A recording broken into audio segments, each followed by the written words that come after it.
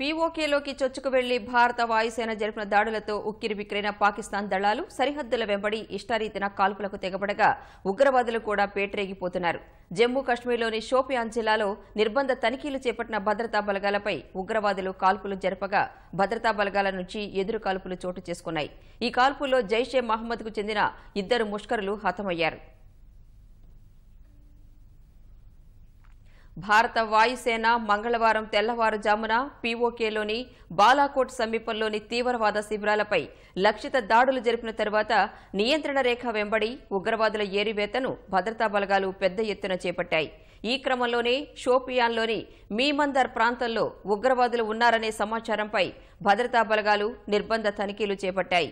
ఇది గమనించిన ఉగ్రమూకలు బలగాలపై కాల్పులకు తెగబడ్డాయి.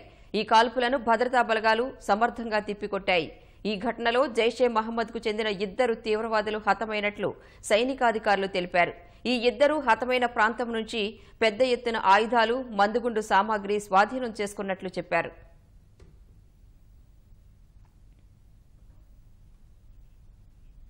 భారత వాయుసేన జరిపిన లక్షిత దాడుల తర్వాత పాకిస్తాన్ బలగాలు మంగళవారం సాయంత్రం 5:30 నుంచి భారత సరిహద్దుల్లో గ్రామాలే లక్ష్యంగా ఇష్టారీతిన కాల్పులకు తెగపడుతోంది.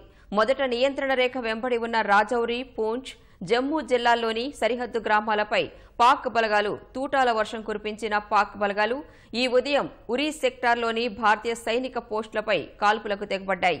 అయితే ఈ కాల్పుల్లో ఎలాంటి ప్రాణనష్టం జరగలేదని కశ్మీర్ పోలీసులు తెలిపారు.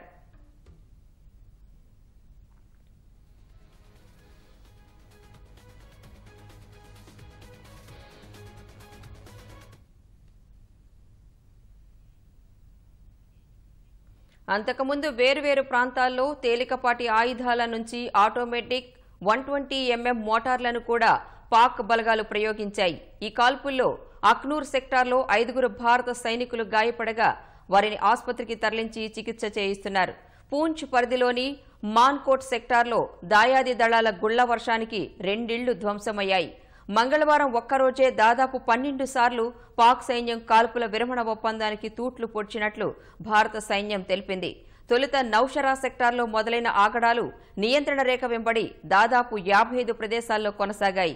పాక్ కాల్పులను భారత సైన్యం ధీటుగా తిప్పికొట్టింది.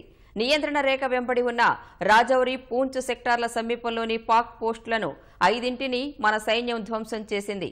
ఈ క్రమంలో భారీ ఎత్తున పాక్ సైనికులు ప్రాణాలు కోల్పోయి ఉంటారని భారత సైన్యాధికారి ఒకరు తెలిపారు.